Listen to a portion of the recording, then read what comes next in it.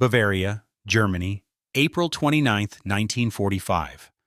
American troops from General George S. Patton's Third Army pushed deeper into southern Germany as the Third Reich gasped its final breaths. These men of the 45th Infantry Division, the Thunderbirds, and the 42nd Infantry Division, the Rainbow Division, had endured more than 500 consecutive days of combat. Their journey had carried them across North African deserts, through Sicilian mountains, over French beaches, and now into the collapsing heart of Nazi Germany. They considered themselves hardened. They had witnessed cities transformed into landscapes of rubble and ash. They had walked through battlefields carpeted with the dead.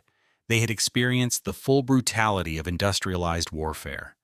They believed nothing could shock them anymore. They were catastrophically mistaken. As they advanced approximately 16 kilometers northwest of Munich on that spring morning, intelligence reports identified their objective, a facility called Dachau. Allied intelligence had noted its existence but possessed only limited details. The soldiers anticipated finding something resembling a prisoner of war camp, perhaps harsh, perhaps showing evidence of mistreatment, but still falling within the boundaries of comprehensible warfare. What awaited them existed beyond those boundaries entirely. Before the main gates came into view, the soldiers encountered a railroad siding. 39 freight cars stood motionless on the tracks. Even from a distance, the smell reached them, thick, nauseating, unmistakable, the stench of mass death. When soldiers approached the first car and slid open its heavy door, they confronted an image that would colonize their nightmares for the remainder of their lives. Bodies. Human bodies stacked in grotesque disorder, piled like discarded cargo. Men, women, some appearing heartbreakingly young. The corpses existed in various states of decomposition, some recently deceased, others clearly dead for days. The bodies were skeletal, emaciated beyond anything the soldiers had witnessed in combat. Bones jutted sharply through translucent skin. Some wore striped prisoner uniforms. Others lay naked or wrapped in filthy rags. Bullet wounds marked several corpses, evidence of murder during transport or while attempting escape. They opened another car. The same horror. And another. And another. Every single car contained the same nightmarish cargo. Approximately 2,000 corpses filled that train. The freight cars had departed from Buchenwald concentration camp days earlier, transporting prisoners away from approaching Allied forces. The human cargo had been sealed inside without food, without water, without adequate ventilation. Many had died from starvation, dehydration, and exposure during the journey. SS guards had shot others who cried out or attempted to escape when the train stopped. When the train finally reached Dachau, the SS guards had simply abandoned it, leaving the bodies to rot as they fled the approaching Americans. The reaction among the American soldiers was immediate and visceral. These were combat veterans, men who had survived Normandy, who had fought through the Ardennes, who had witnessed some of the bloodiest engagements of the European theater. But the death train broke something inside them. Multiple soldiers vomited where they stood. Others wept openly, tears streaming down faces covered in combat grime. Some simply froze, their minds unable to process the evidence before their eyes. Private James Hoy from Ohio, who had fought from the beaches of Normandy to the German heartland, would later write that the death train exceeded anything combat had shown him. Combat killed soldiers, young men who had chosen to fight, who understood the risks. The death train revealed the systematic murder of innocents, people who had been starved and killed for no reason beyond ideology and hatred. The main camp waited beyond the death train. When American soldiers entered Dachau itself, they discovered approximately 30,000 prisoners still alive, though alive barely described their condition. These were human beings reduced to walking skeletons, their bodies consuming themselves in a desperate attempt to survive. Skin stretched tight over prominent bones. Eyes bulged from sunken sockets. Many lacked the strength to stand, could barely speak, could only stare at their liberators with expressions mixing disbelief and desperate hope. Corpses lay stacked throughout the camp. bodies piled in heaps, waiting for cremation that would never come. The camp's crematorium ovens could not keep pace with the death rate, so bodies simply accumulated, mute testimony to the industrial scale of murder that had occurred here. The soldiers walked through barracks where prisoners had been packed so tightly they could barely lie down. They saw the punishment cells, the execution areas, the torture implements. They witnessed the complete infrastructure of systematic dehumanization and murder. And they encountered SS guards. Some guards had fled, others had changed into civilian clothing and attempted to hide. But some remained, either unable to escape or attempting to surrender to American forces, presumably expecting to be processed as prisoners of war and afforded the protections guaranteed by international law. What happened next would remain classified for decades. The exact number of SS personnel killed during the liberation remains uncertain. Estimates range from 35 to 50. Some were killed by American soldiers, some were killed by liberated prisoners, some died in circumstances where responsibility could never be clearly determined. What is certain, many SS guards who attempted to surrender were executed rather than taken into custody. These executions violated both military law and the Geneva Convention. One of the first documented incidents involved Lieutenant William Walsh. Walsh had walked the length of the death train, opening car after car, witnessing the piled corpses. He had entered the main camp and seen the skeletal prisoners barely clinging to life.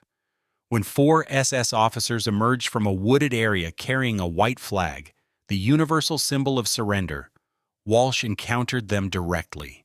These officers stood before him in clean uniforms, well-fed and healthy, attempting to surrender after presiding over a facility where thousands had been systematically murdered. Something inside Walsh shattered. He ordered his men to march the 4 SS officers back to the death train. He forced them to climb into one of the freight cars, a car still filled with corpses of prisoners who had died under SS custody. Walsh made the officers stand among the bodies, surrounded by the evidence of what their system had created. Then Walsh drew his pistol and shot all 4 officers. They fell among the corpses, mortally wounded, but not yet dead. Their screams attracted other American soldiers, several of whom finished what Walsh had started. The killings at the death train marked only the beginning. At the coal yard near the camp's perimeter, 16 detained SS guards were lined up against a wall.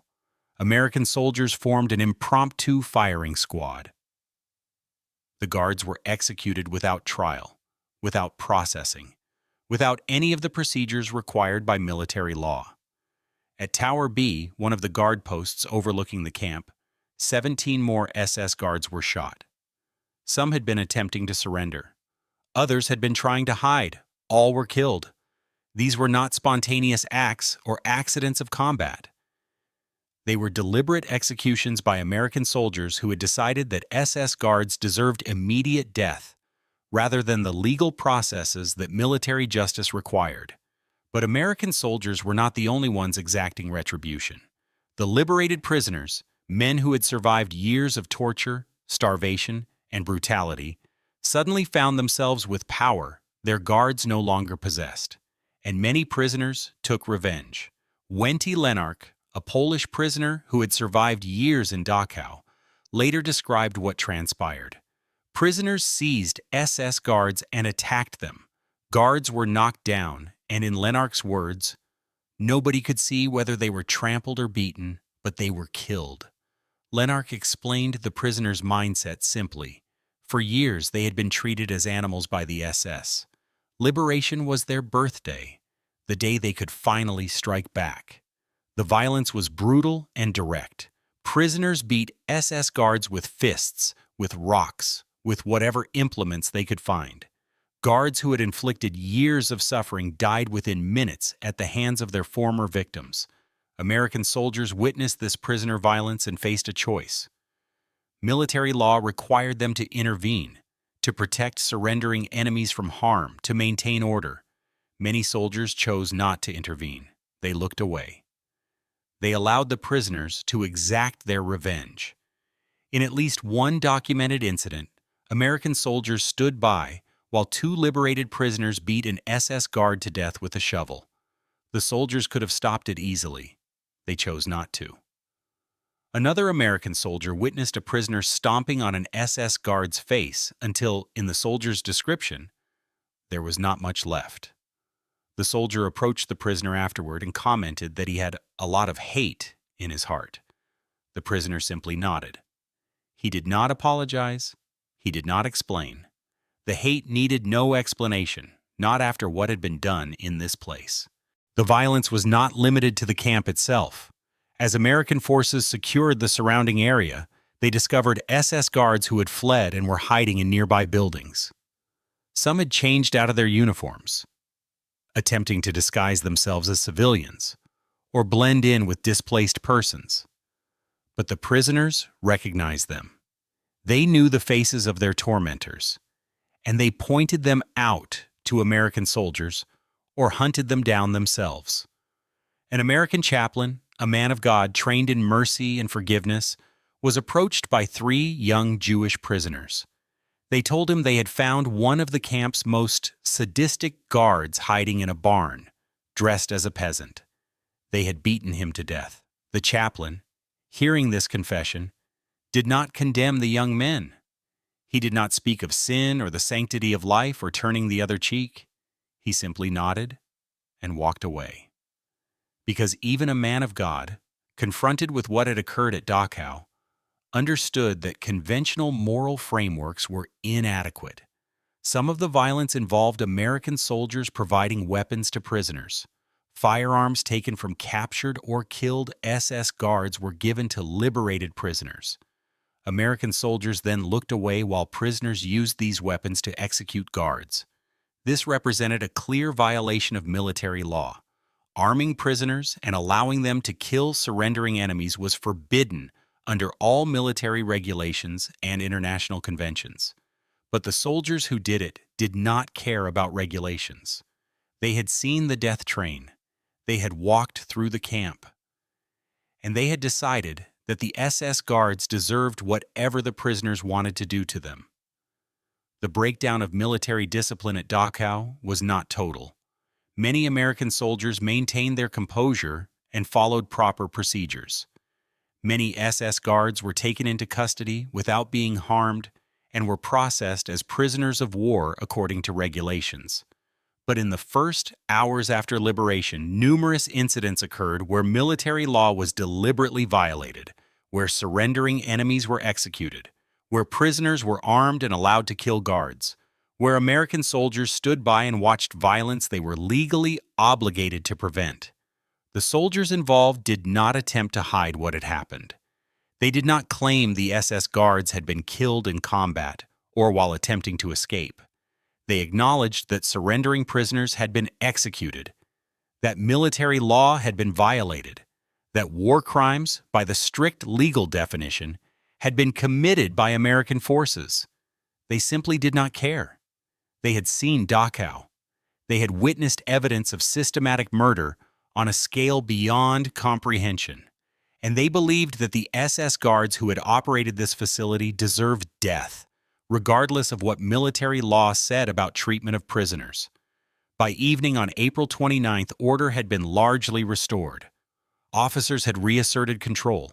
The executions had stopped. Remaining SS personnel were being processed through proper channels. Medical personnel were treating liberated prisoners. Engineers were organizing the massive logistical effort required to care for 30,000 survivors.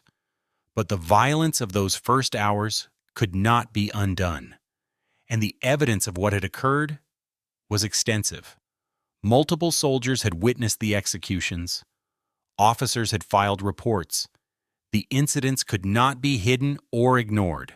Within days, reports of the Dachau reprisals reached higher command, and the U.S. Army faced a dilemma.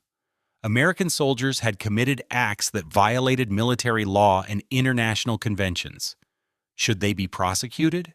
Should there be consequences for violating the rules of war, even when those violations occurred in response to witnessing the worst atrocity of the war? The decision would ultimately rest with General George S. Patton, who had recently been appointed military governor of Bavaria. Patton's perspective on what had happened at Dachau would be shaped by his own experience with the concentration camp system. Weeks earlier, on April 12th, Patton had visited Ohrdruf, a subcamp of Buchenwald. Ohrdruf had been the first concentration camp liberated by American forces, and Patton had insisted on touring it personally. The experience had affected him profoundly.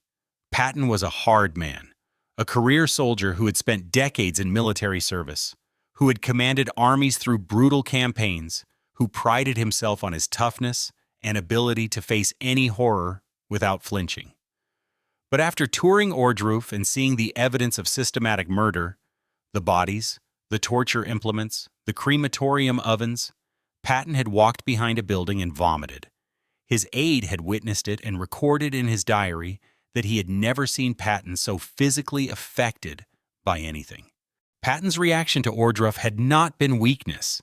It had been the response of a man confronting evil on a scale he had not believed possible, and it had shaped his perspective on what should happen to those responsible for operating such facilities. Now, as military governor of Bavaria, Patton was responsible for deciding how to handle the reports from Dachau. An investigation had been ordered, the incidents were being documented, and there was pressure from some quarters to pursue court-martial charges against soldiers who had executed surrendering prisoners. The legal case was clear. Military law and the Geneva Convention prohibited execution of prisoners who had surrendered. The SS guards at Dachau, however monstrous their crimes, had been attempting to surrender when they were killed. Under international law, they should have been taken into custody and processed for war crimes trials. The soldiers who had executed them, particularly Lieutenant William Walsh, had violated those laws. They had committed acts that met the legal definition of war crimes. Lieutenant Colonel Joseph Whitaker, Assistant Inspector General of the 7th Army, was assigned to conduct the formal investigation. Whitaker interviewed dozens of soldiers who had been present at Dachau. He collected testimony about the executions. He documented the violations of military law that had occurred. Based on Whitaker's investigation, charges were prepared.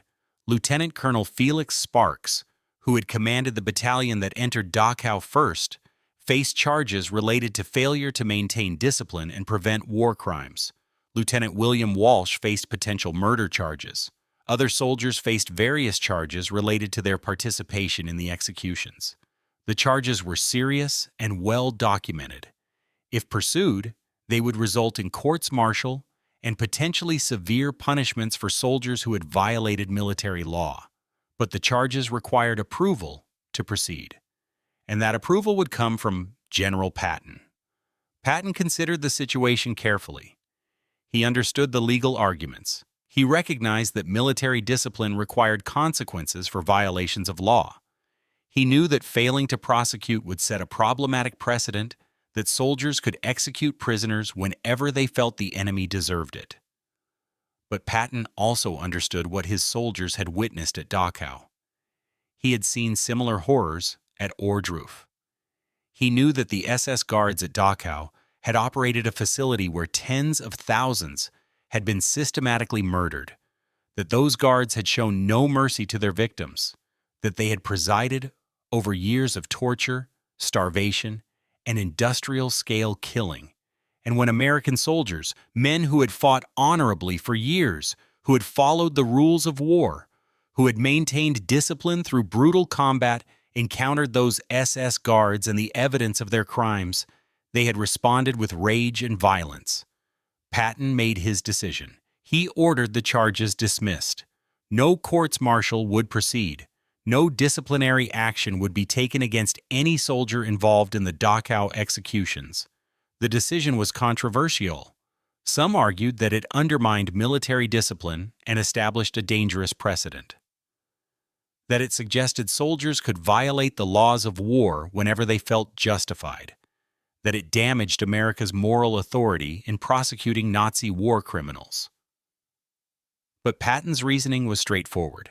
His soldiers had confronted evidence of the worst atrocity of the war. They had seen things that challenged every assumption about human civilization. And they had responded as human beings, not as perfectly disciplined automatons following regulations. Patton would not punish men for being human in the face of inhuman evil. The case was not entirely closed, however. Even with Patton's decision to dismiss charges, the Judge Advocate General's office conducted its own review. The legal analysis was necessary to establish precedent and clarify how similar situations should be handled in the future. Colonel Charles L. Decker, acting Deputy Judge Advocate, was assigned to provide the final legal opinion. Decker's analysis, completed in late 1945, was remarkably candid and would become one of the most important legal documents addressing the Dachau reprisals. Decker began by acknowledging the obvious. Violations of international law had occurred. He wrote explicitly that it appeared there had been a violation of the letter of international law, as the SS guards appeared to have been shot without trial. This was not ambiguous legal language. Decker was stating clearly that war crimes had been committed by American forces. The executions of surrendering prisoners violated the Geneva Convention. Soldiers who participated had broken the laws of war.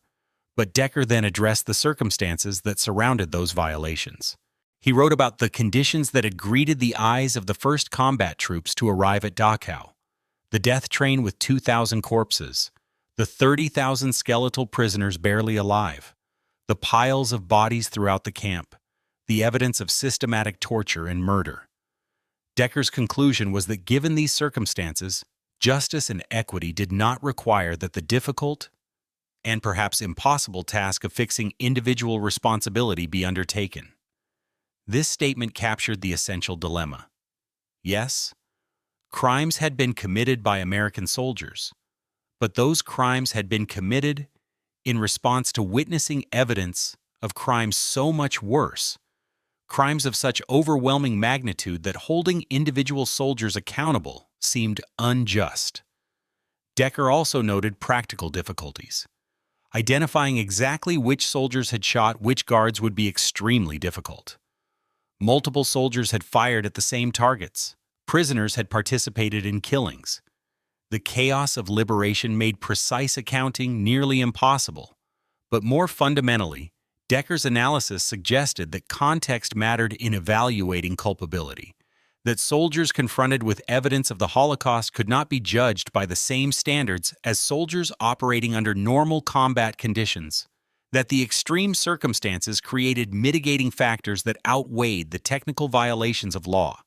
The legal conclusion was unambiguous. The case was closed. No charges would be filed. No courts-martial would proceed. No punishment would be administered to any soldier involved in the Dachau reprisals. The soldiers who participated in the Dachau reprisals were never officially sanctioned, but they lived with what they had done, and their reactions varied considerably. Lieutenant William Walsh, who had executed 4 SS officers in the freight car, never apologized for his actions. When interviewed decades later in 1990, he was asked directly about the killings. His response was blunt and unrepentant. Walsh stated that he did not think there was any SS guard who was shot or killed at Dachau, who wondered why he was killed, or could not figure it out. The implication was clear. The SS guards knew exactly why they were being executed. They knew what they had done at Dachau. And when American soldiers who had just discovered a train full of corpses decided those guards deserved immediate death, the guards understood the connection. Walsh's perspective represented one end of the spectrum: complete conviction that his actions had been justified, that the SS guards deserved execution, that no apology was necessary or appropriate. Other soldiers who participated or witnessed the executions had more complicated feelings. Some felt the actions had been necessary in the moment, but wished they had not been necessary. Some struggled with having violated principles they had been raised to respect. Some simply refused to discuss what had happened, considering it too painful or too complex to explain to people who had not been there. But across the spectrum of reactions, one theme remained consistent. The soldiers believed that people who had not witnessed Dachau could not fully judge their actions. That understanding what they had done required understanding what they had seen. That moral evaluation of the Dachau reprisals was impossible without comprehending the context that had produced them. The case was closed officially, but it would be debated by historians, legal scholars, and military ethicists for decades, and it would raise questions that remained fundamentally unresolved. What is the appropriate response when soldiers witness atrocities so extreme that normal moral frameworks seem inadequate? Can military law function effectively when applied to situations that exist outside the categories it was designed to address? And where is the line between justice and vengeance when the crimes being responded to are crimes against humanity itself? These questions had no easy answers, and the Dachau reprisals would stand as a reminder that sometimes the most important questions cannot be definitively resolved. They can only be understood in their full complexity. News of what had occurred at Dachau reached London within days. The reports came through military channels and intelligence services, describing both the horrors discovered at the camp and the violent reprisals that had followed. Prime Minister Winston Churchill received detailed briefings on the liberation, the death train, the condition of the prisoners, and the execution of SS guards by American soldiers and liberated prisoners. Churchill had been aware of Nazi atrocities for years. He had received intelligence reports throughout the war about the systematic murder of Jews and other groups the Nazi regime considered undesirable. He had spoken publicly about Nazi crimes, though the full scope of the Holocaust had not yet been completely documented or widely understood. Months earlier, Churchill had made a statement that revealed his perspective on Nazi war criminals. He had declared that what was occurring was probably the greatest and most horrible crime ever committed in the entire history of the world. That it had been done by scientific machinery, by men nominally civilized, in the name of a great state and one of the principal races of Europe. It was a statement that recognized the unprecedented nature of the Holocaust. Not just murder, but systematic, bureaucratic, industrial-scale extermination. And Churchill's language suggested he understood this was not ordinary warfare or even ordinary atrocity. It was something categorically different. Now, with detailed reports from Dachau, Churchill faced questions about how to respond. The American soldiers who had executed SS guards had violated international law and military regulations. Should Britain, as America's ally and co-belligerent, condemn those actions? Should Churchill express concern about violations of the Geneva Convention?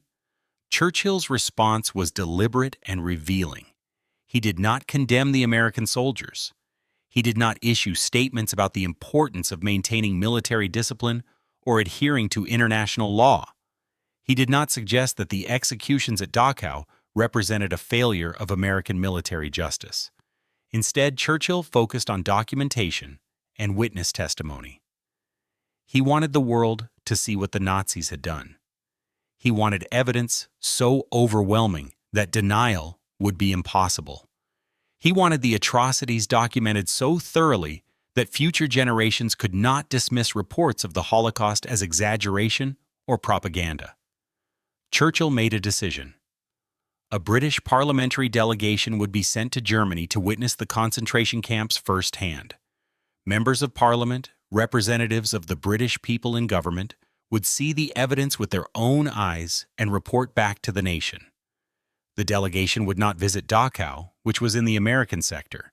Instead, they would visit Buchenwald, which had been liberated by American forces on April 11th, and was now accessible to Allied observers. Churchill's instructions to the delegation were clear. They were to see everything, document everything, and then tell the world the truth about what the Nazi regime had done. On April 19th, a delegation of 10 British parliamentarians departed for Germany. The group included 8 members of the House of Commons and 2 members of the House of Lords. They represented different political parties and constituencies, ensuring that the delegation's findings could not be dismissed as partisan propaganda. The delegation arrived at Buchenwald on April 21, 1945, 10 days after liberation. The camp had been partially cleaned by that point. The most severely ill prisoners had been evacuated for medical treatment. Some bodies had been buried, but enough remained to provide overwhelming evidence of what had occurred. Nothing could have prepared the British parliamentarians for what they witnessed. These were educated, sophisticated men, lawyers, businessmen, political leaders accustomed to dealing with complex and difficult issues. But Buchenwald challenged their ability to comprehend what they were seeing. The delegation was shown survivors, men reduced to living skeletons, many still too weak to stand. They were shown the barracks where prisoners had been packed together in conditions that would have been inhumane for animals. They were shown the crematorium ovens, still containing charred human remains. They were shown the medical experimentation facilities where prisoners had been subjected to torturous procedures. They were shown piles of bodies that had not yet been cremated, evidence of the scale of death at Buchenwald. They were shown the apparatus of routine torture, whipping posts, punishment cells, execution areas. They were given testimony from survivors about what life in the camp had been like: the starvation, the brutality, the arbitrary killings, the systematic dehumanization. The British parliamentarians walked through Buchenwald in stunned silence. Several became physically ill. Others wept. All were profoundly shaken by what they witnessed. One member of the delegation later wrote that he had believed the initial reports about Nazi concentration camps were exaggerated, that surely conditions could not be as bad as described, that wartime propaganda always inflated enemy atrocities. Walking through Buchenwald had destroyed that skepticism. The reality was worse than any propaganda had suggested. The delegation spent hours at Buchenwald, ensuring they saw everything and could provide comprehensive testimony. They interviewed survivors. They examined physical evidence. They took notes and asked questions. They were determined to understand what they were witnessing, so they could explain it accurately to others. The delegation returned to London and immediately prepared a report for Churchill. The report was submitted on April 25th, just 4 days after their visit. The speed reflected the urgency the delegation felt about documenting what they had seen. The report was detailed and unsparing. It described the conditions at Buchenwald in explicit terms. It included testimony from survivors. It provided evidence of systematic murder, medical experimentation, torture, and deliberate starvation. It made clear that Buchenwald had been a facility designed for the systematic destruction of human beings. Churchill received the report on April 25th and read it carefully. He then made arrangements to present it to Parliament on April 27, 1945. Churchill's presentation to Parliament was solemn and deliberate. He did not dramatize or exaggerate the delegation's findings. The facts spoke for themselves. He simply laid out what British parliamentarians had witnessed at Buchenwald and what that evidence revealed about the nature of the Nazi regime. The impact on Parliament was profound. Members who had been skeptical about reports of Nazi atrocities were forced to confront testimony from their own colleagues. The delegation had seen the camps with their own eyes. Their testimony could not be dismissed as propaganda or exaggeration. Churchill's purpose in sending the delegation and presenting their findings to Parliament was strategic. He understood that documentation was essential, that future generations would need comprehensive evidence of the Holocaust, that skeptics and deniers would emerge, and overwhelming testimony would be necessary to contradict them. But Churchill's focus on documentation also reflected his decision not to condemn the American soldiers who had executed SS guards at Dachau. He did not mention the Dachau reprisals in his parliamentary presentation. He did not discuss violations of the Geneva Convention or concerns about military discipline. The omission was deliberate. Churchill had decided that the priority was documenting Nazi crimes, not prosecuting Allied soldiers who had responded violently to discovering those crimes. Churchill's perspective on the SS guards and what should happen to them had been articulated months earlier, in July 1944, in a letter to the Foreign Secretary. Churchill had written that all those involved in Nazi crimes who fell into Allied hands, including people who had merely obeyed orders in executing the murders, should be condemned to death. This statement was unambiguous. Churchill believed that everyone involved in operating the concentration camp system, from commanders to guards who claimed they were just following orders, deserved execution. The American soldiers at Dachau had implemented exactly that principle. They had not used courts or trials or legal procedures, but they had executed SS guards who had operated a death camp. And Churchill, who had declared that such guards should be condemned to death, was not inclined to criticize soldiers for carrying out that sentence immediately, rather than waiting for formal legal proceedings. Churchill's position reflected a pragmatic understanding of moral complexity. Yes, the American soldiers had violated military law. Yes, executing surrendering prisoners was forbidden by international convention. But those prisoners had been SS guards at Dachau, men who had participated in systematic murder for years. Churchill understood something that more rigid moralists might miss, that sometimes the technically correct legal response is less important than the substantively just outcome. The SS guards at Dachau would have been tried and executed through legal channels. American soldiers had simply expedited that process. Churchill's decision not to condemn the Dachau reprisals was also politically astute. Britain and America were allies. The war was not yet completely over. Fighting continued in the Pacific. Creating diplomatic tension over violations of military law that had occurred in response to discovering the Holocaust would serve no useful purpose. Better to focus on what mattered, documenting Nazi crimes so thoroughly that they could never be denied or minimized. Ensuring the world understood what had been done. Creating a historical record that would endure for generations. Churchill's approach succeeded. The British parliamentary delegation's report became part of the extensive documentation of the Holocaust. Combined with American military documentation, Soviet evidence, and testimony from survivors, the evidence became overwhelming and irrefutable. In subsequent months and years, as the full scope of the Holocaust became clear, Churchill's decision to prioritize documentation over criticism of Allied soldiers who had responded violently to discovering camps was vindicated. The world needed to see and understand Nazi atrocities. That was more important than maintaining perfect adherence to military regulations in the immediate aftermath of liberation. Decades later, when historians examined Churchill's response to the Dachau reprisals, most concluded he had made the right choice. He had recognized that some situations exist outside normal moral and legal frameworks, that soldiers confronted with evidence of the Holocaust could not be judged by ordinary standards, that the priority was ensuring the world knew what the Nazis had done, not punishing Allied soldiers for responding with rage to discovering those crimes. Lieutenant William Walsh, who had executed 4 SS officers at Dachau, never apologized for his actions. When interviewed in 1990, 45 years after the event, he stated plainly that he did not believe any SS guard killed at Dachau had wondered why he was killed or failed to figure it out. Churchill, had he been asked, might well have agreed. The SS guards at Dachau knew what they had done. They knew what they had been part of.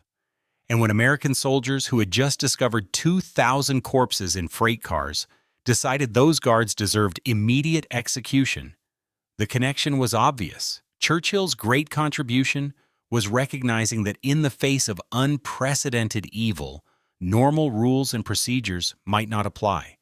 That sometimes the most important thing leaders can do is not enforce perfect discipline, but rather ensure that truth is documented so comprehensively that it cannot be denied.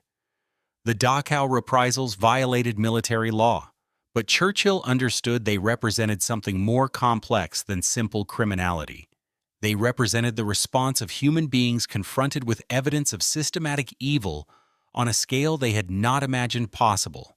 And Churchill, who had spent 5 years fighting Nazi Germany, who had led Britain through its darkest hours, who had seen the full scope of Nazi brutality, understood that sometimes justice and vengeance are not opposites.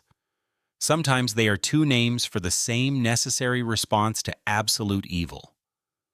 The old lion, who had fought the Nazis since 1939, had learned something that more conventional leaders might not grasp, that the line between justice and vengeance is not always clear.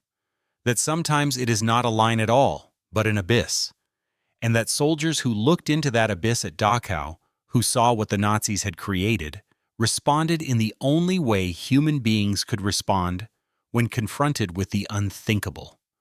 Churchill did not condemn them for it. He documented what they had found. He ensured the world would know. And he left judgment of the soldiers' actions to history and to people who understood that sometimes there are no good choices, only terrible necessities. Perhaps in the end, Lieutenant Walsh and Winston Churchill would have agreed completely. The SS guards at Dachau knew exactly why they died, and that knowledge was all the trial they deserved.